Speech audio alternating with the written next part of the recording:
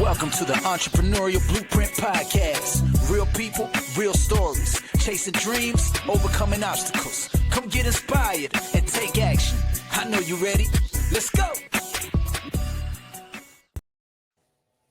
That's awesome. All right. Welcome back to the Entrepreneurial Blueprint. Super excited for our guest today, visiting us from Silicone Valley, Vincent Sun. What's up, Vincent? Hey, everyone. Not much. It's been a cloudy day so far, but as I'm with Lester, it's already starting to brighten. So good to see you, Lester. My man, super excited to have you on.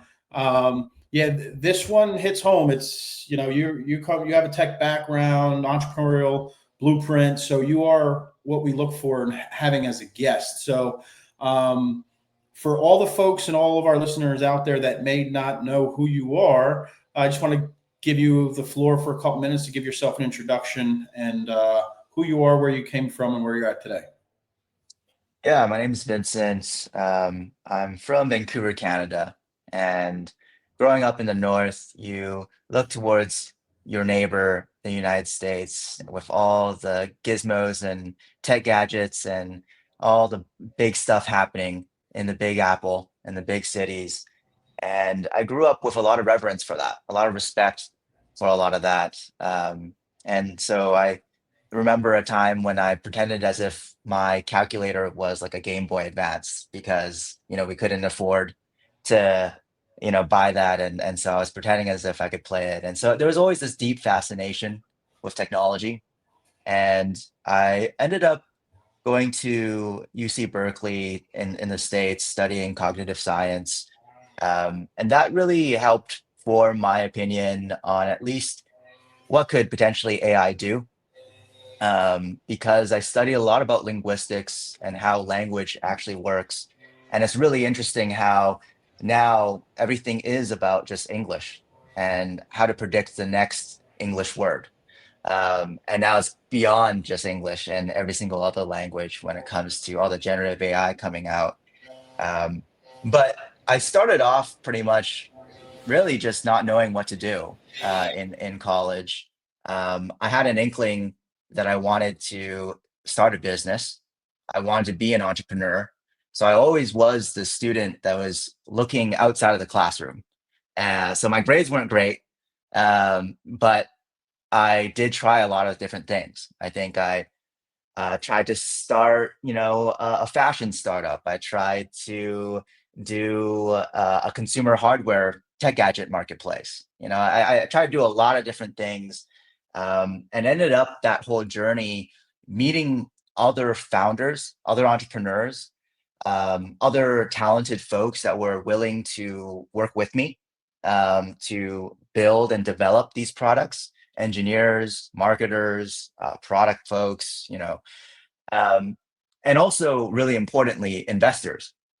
And one thing that a lot of people don't tend to see when you take a risk is that generally you have the advantage of being able to say exactly what you are and what your purpose is instead of just saying, hey, I'm Vincent and I'm an employee at X company. You can say something way interesting, and that actually furthers a lot of relationships, and that got me to my first job as a venture capitalist. The company that I was building ultimately failed, and one of the venture capital investors that I was talking to said, hey, you know what, like, I would love for you to stay in the country because I'm Canadian.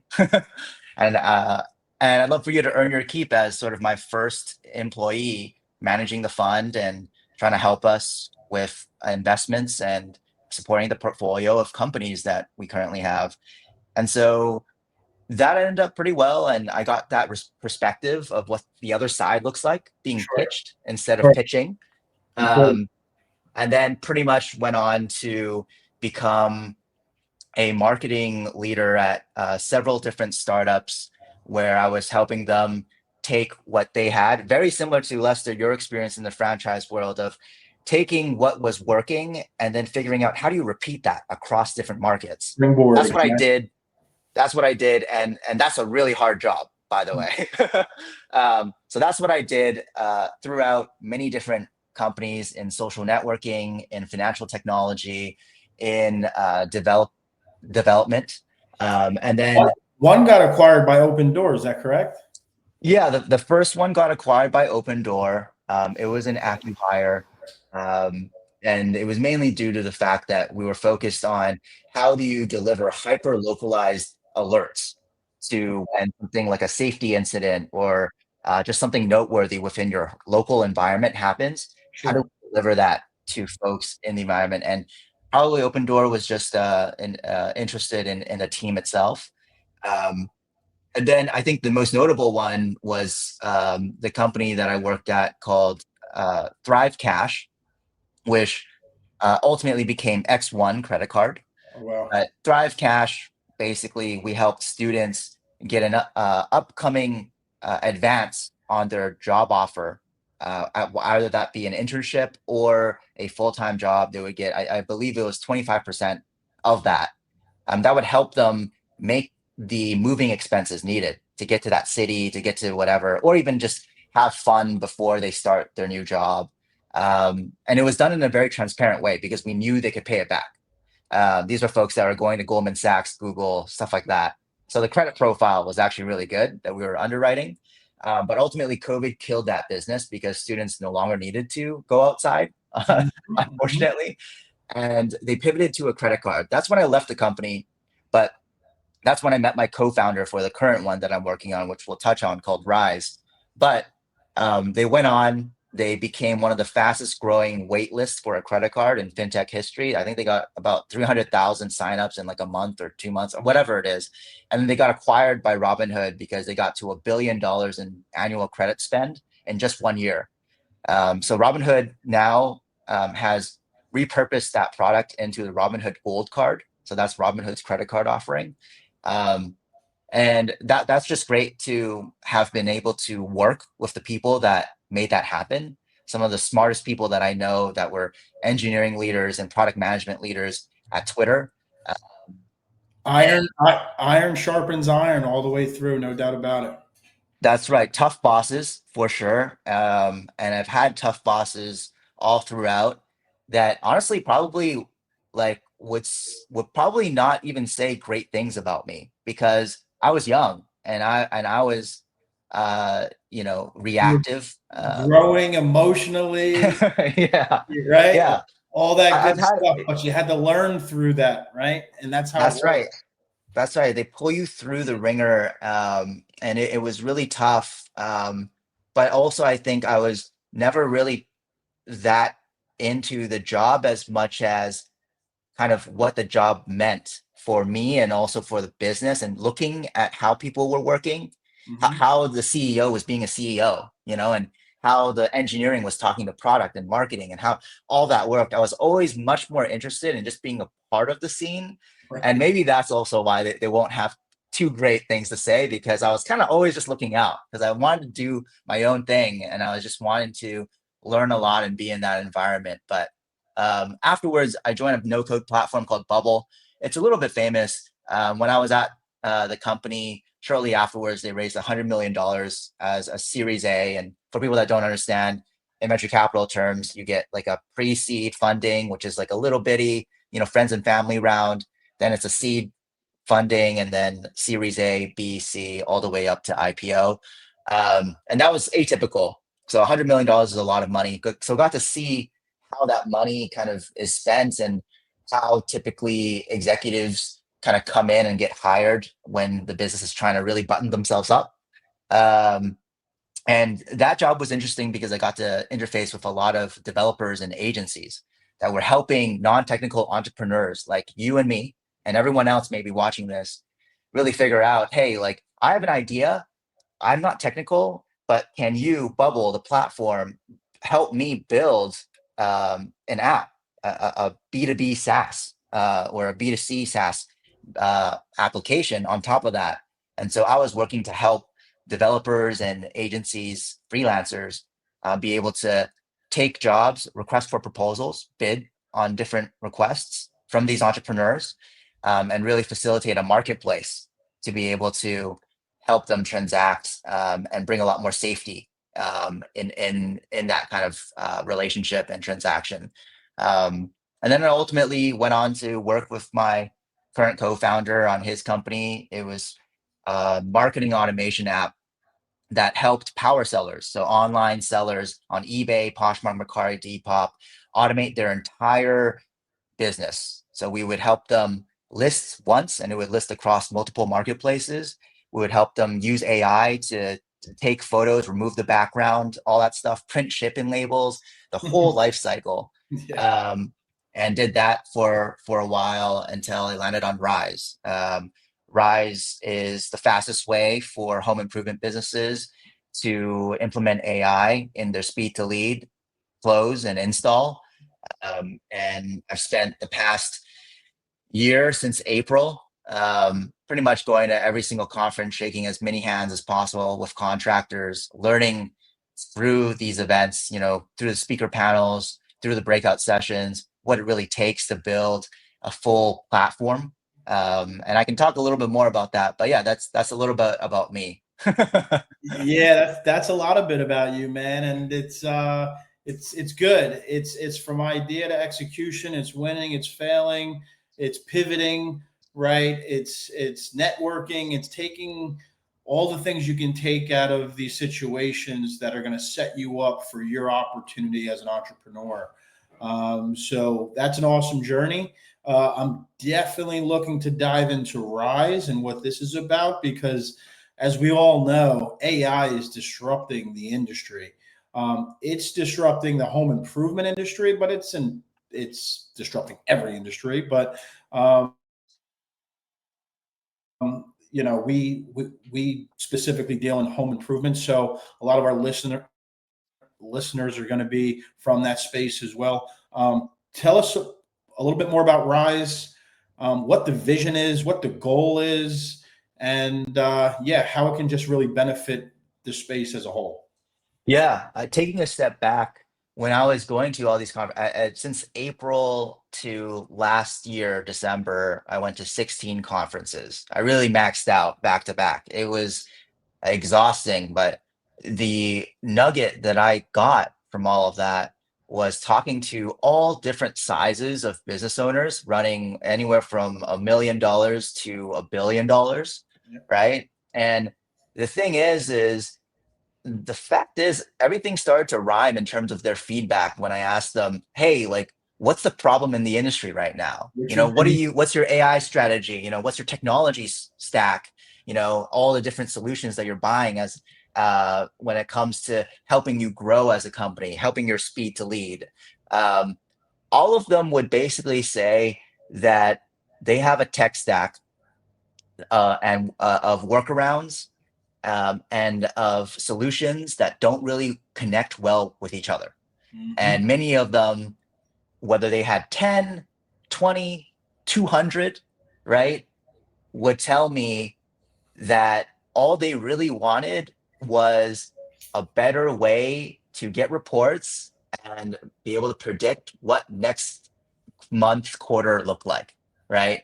Just to be able to have more forecasting ability. And when you think about, You yeah, need that when it comes to scalability and scaling, knowing your numbers and exactly where you're at different points of time is all the difference in the world of you hitting bottlenecks and getting out of those bottlenecks. So I can see how that was such a big pain point, whether you were a small company or a large company. It's all about clean data in and clean data out. So I would, going to all these shows, obviously we go to a ton as well. Selfishly, that's what we're after, is just that reportability. So please continue. yeah, and to get that even, you have to have clean data and clean data out, right? And it's garbage in, garbage out if you don't. And so people don't typically, contractors don't really think about their data in that way. They're protective of it, right? They don't want people to access it, for all good reasons. But when it comes to asking yourself, hey, how do I activate on my data, right? Right. How do I use that data and apply it to my business and help my call center, my sales team, my production team be able to just be more efficient, right? That's the big question. They typically are just thinking about how do I get more efficient in all those areas, but it actually does start with the data. And what I found from looking at all these systems, and now we're working with some of the biggest companies, is the fact that, yeah, even the biggest companies don't have it figured out. It is a mess, but some do, and some do that through a data warehouse. Which, if you want to look up Snowflake, that's a very popular data warehouse. And what a data warehouse is it allows you to warehouse all kinds of data. So obviously, home improvement folks understand what a warehouse is. And that's just basically, yeah, you can put all the information that you're getting from all the different solutions that you have into one place and allow yourself or an IT systems manager, whatever it is, to be able to query that data and analyze that data. The interesting part about AI is that now it can take that role. A human doesn't have to do that. And now you can query that data with plain English. So instead of having an IT guy write SQL or someone that knows how to write these technical languages to get the reporting that you need, now you can just have AI sit in between them and be able to interpret what that data means, structure it, understand it, and then understand what the human wants when you're saying, hey, I want appointment set rate by setter for this month, right? Being able to interpret that and then turn that into SQL, turn your English into SQL, and then talk to the data warehouse. That's really what Rise, ultimately the technology fueling Rise does. And so a lot of that falls into your call center where, you know, you're going to want to be able to know exactly how marketing spend is driving ROI across your different markets, your different channels, be able to score your vendors, be able to go from call center all the way down to, you know, sales and help folks route technicians or sales reps better based off of the job score, based off of their skill, based off of the distance from the last appointment, right? All these different things, that comes out of having a data warehouse that houses everything and an AI that pretty much interprets everything so that you're able to, and the system is able to give the AI access to all sorts of different parts of your business so it can understand it and be able to help the owner. Yeah. That's right. That's right. That's super high level, super valuable information. I mean, I live, eat, and breathe this on a daily basis at this point, so I'm super into it. But for our listeners, in layman's terms, because that was super high level, let's talk about boots on the ground. Let's Yeah. talk about people, you know, in the office picking up phones or salesmen out there dealing with the homeowner. Like, talk about the importance of following a system and a process to be able to produce the clean data out, clean data in methodology. Yeah. The process, what it currently looks like is, let's focus in on the call center rep, Yeah. right? They have a tough job. They need to dial a lot and they need to keep their ability to stay on the ball when it comes to the sales reps close rates for they have that printed page, right? They're looking at that. They also have Google Maps opened up. They're typing up notes on the customer and trying to transcribe it into the CRM. You know, they're trying to do a lot all at the same time within a couple of minutes. And so really what you want the call center rep to do, and this spans towards the sales rep on the field as well, and the executive team, anyone really, is you want to hire them and they want to do their job simply. That's it. They just want to do their job. A call center rep, what do they want to do? They just want to call and talk to customers and form a relationship, qualify them, and set that appointment, right? A sales rep, they just want to sell. You know, they want to do a discovery 10 to 15 minutes here, maybe take a look at the bathroom or whatever it is, right? And then be able to close and move on to the next job. The big part that a lot of the traditional pre-AI software solutions don't currently offer is the fact that you have so many buttons and user interfaces and drop downs and so many clicks that you need to get to in order to get your job done on just kind of like reporting up. Someone needs to like understand and be accountable for what happened. And so for sales reps, you have to type up your notes, right, in your workbook or whatever, and make sure all of that's squared. For the call center rep, you have to do all these different things. And the fact is that the AI can be listening on every single call, right? Just as a companion, the AI can be listening on every single home visit, right? And it doesn't need to, it can do coaching, right? It can find out, based off of a playbook or whatever, they can help people stick to that script and follow that process. But actually, what's most interesting for the people boots on the ground when we talk to them is you do not have to do data entry anymore. Right. Okay. We've all been through it. Maybe after this call, right? We type up all these notes and then we put it in HubSpot or we put it in a CRM or whatever you use. And it's a grueling experience because after 10 calls, after 5 visits to homes, and that's going to burn you out. And what results is people making mistakes, right? They fudge numbers, they don't enter things wrong, and that produces garbage data, right? You have to clean that data. Or they just don't do it. So it's just the data isn't even there. And that's probably the thing that we find the most, right? It's just, I talk to sales managers and I'm like, hey, do your sales reps like take notes? No, we're lucky if we get a line item, like it's crazy, but also it's not their fault, I think, because what technology was supposed to promise was to be able to take that load off of their hands. But because technology wasn't at that AI part where we are, just 2 years ago, ChatGPT got released, just 2 years. Yeah. And now we're here. That is what this whole rise in AI and where it's all going, that's where it's all going, which is we're going to take the administrative burden from from the technology side off the plates of your call center reps, your sales reps, your production manager, folks that are just really trying to do their job and be able to help the managers on the other side that need that visibility into what's happening. Now you're not dependent on human biases, right? You're not dependent on human error.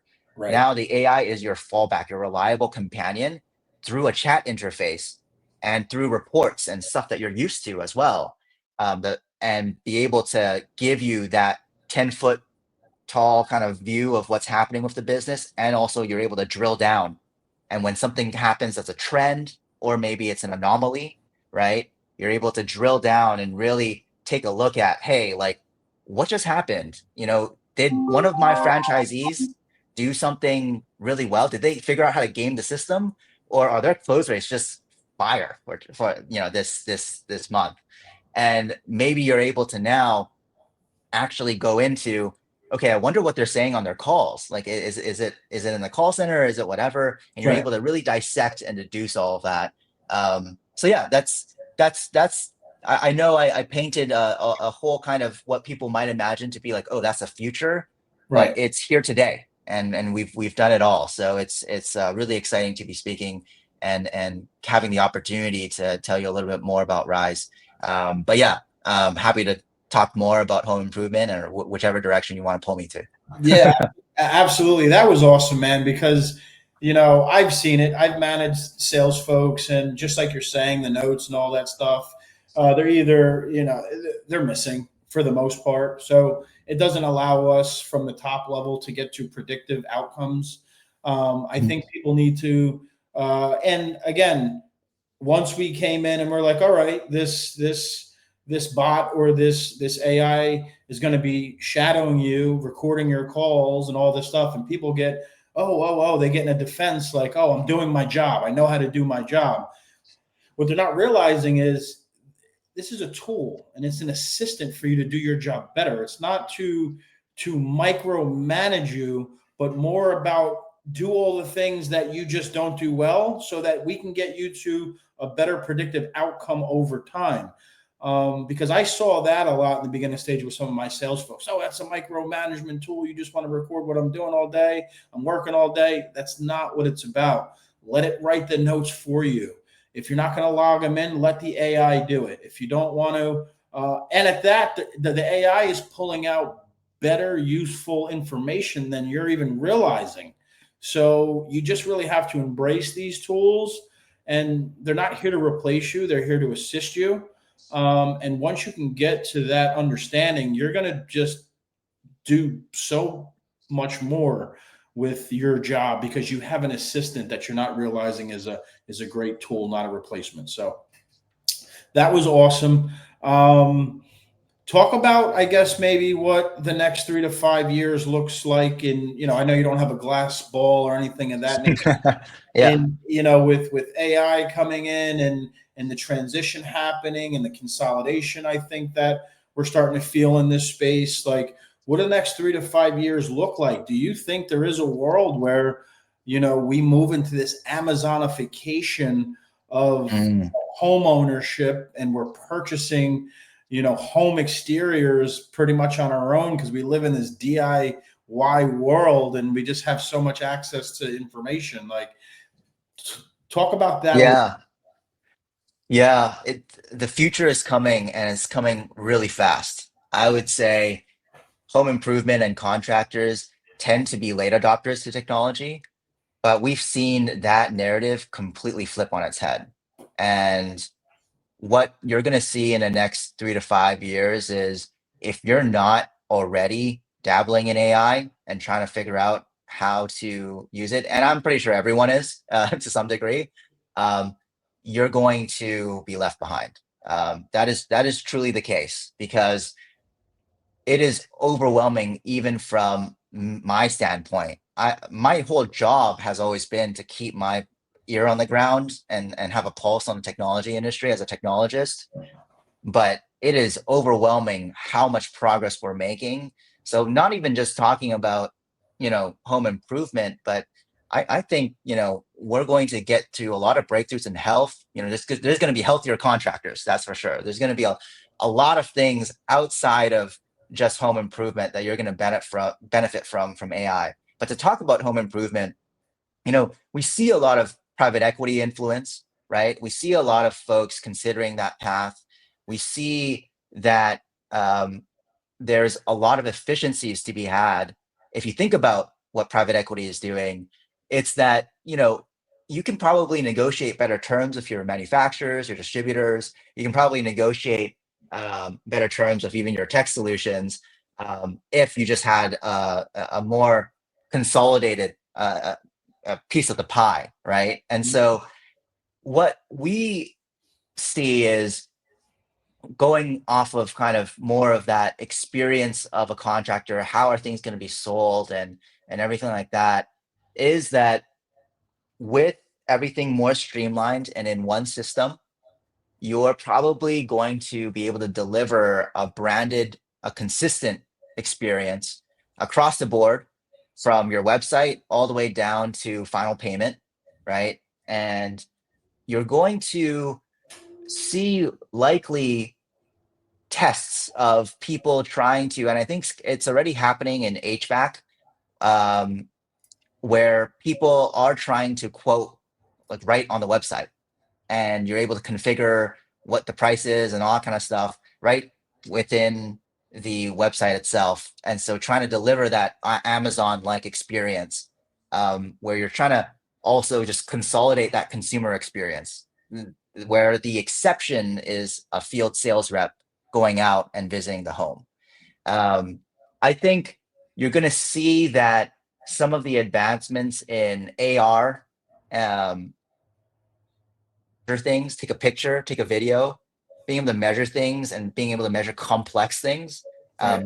multiple things inside the home, that is probably going to get way better. And so you're probably going to see potentially that, because of a also younger generation coming in, Mm-hmm. a lot more appetite for folks to do everything virtually. And My hunch is that probably a lot of these 10 to 40K projects can actually be sold virtually so long as you train folks in a way where they're describing the material, the color, what they're going to get, in a very descriptive manner. You have really high resolution videos, pictures. You're able to send them supporting material, Mm-hmm. um, if they need them before the call, even. And you're going to be able to facilitate that transaction live, in sort of like a live selling capacity, almost like this, where you're a homeowner, and I'm a sales rep, and I'm really just live going in and answering your questions and all that kind of stuff. And by the end of it, you're going to get a bill and they're going to pay, and that's pretty much it. I think on the manufacturer and distributor side, you're going to see a lot less dynamic pricing and more just volume-based pricing. Mm-hmm. I think the age of sort of, treating people to, steak dinners and having, different pricing, for the same company for in the same location, but just different branches and stuff like that. That's probably going to change. I think home improvement companies want a lot more predictability. And so when I mentioned all the way to the start, kind of the private equity model, the reason I mentioned that is because that's basically how they think, right? They Right. think of, how do I just kind of have really straightforward terms on my agreements with my distributors, my agreements with, my tech solution, my tech stack, all that kind of stuff. So I know exactly what's coming in every single month, and what's going out. And they're really just looking at the P&L, Mm-hmm. and really just figuring out from a financial perspective the numbers and how to move them in a much more predictable capacity. So I would just say that, yeah, in the next 3 to 5 years, a lot is going to change. But one thing that everyone should be considering is just, how do you standardize and consolidate and streamline as much of your business as possible, instead of going from, you know, 10 solutions that you're using in your tech stack? How do you go to one? Instead of doing 200 solutions, how do you go to, three, right? What is going to be the place where all the data is going to ultimately pool to? So if we talk about, you know, oil being the primary driver of the industrial revolution and everything that has happened so far, right? Everything is made out of oil. Oil drives the entire economy. Um, AI's oil is data. And so as a business owner, I'd be thinking about, okay, where's that data ultimately going to end up in? And what you find is that it's going to end up in the CRM, it's going to end up in the ERP, it's going to end up in these big platforms, right? And that's why Rise, we're building the big platform, Sure. because you want the data to just come in into that data warehouse that I was saying. And then from there, you want the AI to be able to just take advantage of it all, have the full context of it, and have that raw drip of all that data, instead of having to wrangle with so many different things. And that's how you're going to potentially deliver a very consistent experience across your website, all the way down to payment. That's how you're going to be able to deliver a potentially a virtual sale of a huge ticket item. And it's just going to be seamless, because everything just pops up on the screen. The checkout flow is right on the screen. It's everything is just going to be a lot more streamlined. But Yeah, I would that's I would agree. I would agree with you big time. Um, I love this topic. I love the time that we're living in. There's so much opportunity here, for the folks that see it that way and are receptive to the change that's about to happen. You're going to put yourself in a very good spot. Those who stay stagnant and kind of resist that change and don't want to believe these things can happen, they're going to put themselves in a tough situation, and they could change down the road. But I mean, for us here, I mean, that's what we're after. And we feel like giving, a united network for contractors to all move in one motion is going to help us be successful at the end of the day. And it doesn't just stop there. It's all about the vendors and the manufacturers and the software providers. It's just business is going to change. Projects are going to always continue to get done every Yep. single day. There'll be the same number of projects, but we need to take in mind that we need to work together to consolidate things, to deliver the best overall customer experience. And the money will follow, right? But again, we're also used to these old ways of growing and growth that it kind of bottlenecks you until you realize, wow, this stuff's really here to help, and we're going to make a lot more money doing it, and we're going to deliver the best customer experience possible. Because I think we know that the money will always come as long as you can provide someone with a memory and a great experience. They will pay top dollar for that, and be happy in doing so, right? So very good, man, very good. All that stuff was super valuable. We share a lot of the same thoughts, so it gets me excited. i hope Yep. our I hope our listeners are taking away some nice nuggets from that, and then we'll implement that into their strategies and the way they're looking at things. So yeah, it was awesome having you on. How do we find Rise? Rise.com, rize.com.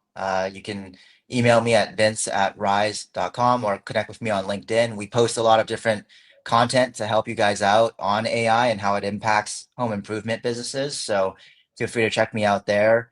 But I think, yeah, to close it out, I know I mentioned a lot of high level things, but I think probably the most practical advice that I have for you is to just look for an AI partner, someone in the industry that you trust. Doesn't have to be Rise, right? But someone that you trust that can do the work for you, that's keeping their eyes on the ball, and is able to distill down on, okay, what actually matters to home improvement and my business, and understands how you speak, and you speak the same language with them, but Right. they're able to translate what's happening in technology. Because yeah, I hear you, Lester. Contractors, you guys, are not technologists. I'm a technologist. You're not, and projects are going to happen, and you just want to deliver a great customer experience. And so, the best way that you can get in touch with all this AI stuff, not just Rise, is simply find folks that are doing that already, and just talk to them, chat with them, and ask them questions. And that's how you're going to be able to not feel overwhelmed by all this change, but Yeah. be able to take in all the best lessons and what people are gathering and analyzing from our side, and be able to give it to you in a way that you understand it, and can apply it to your business. Yeah.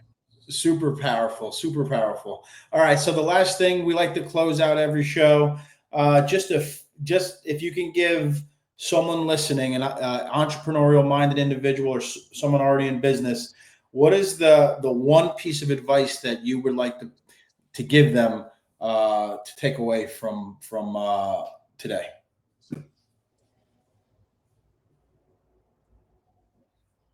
Yeah. It's a profound question. I think the one thing that I take away from that I'd want everyone to take away from this conversation is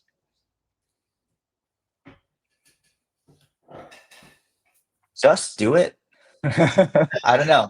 I think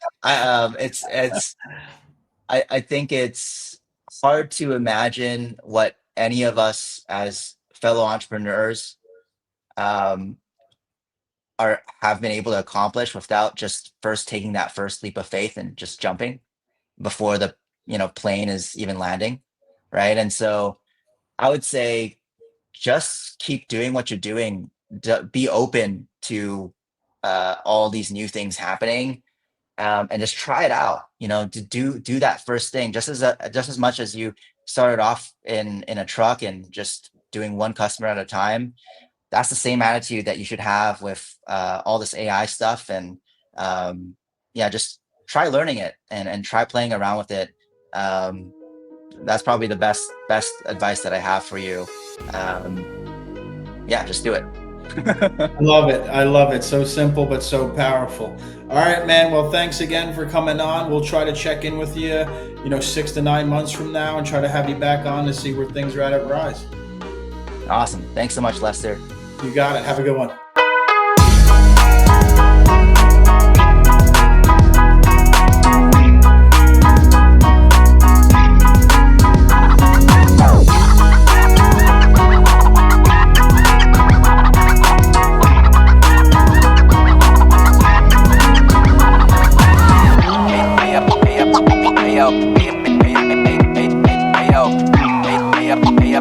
Hey, yo.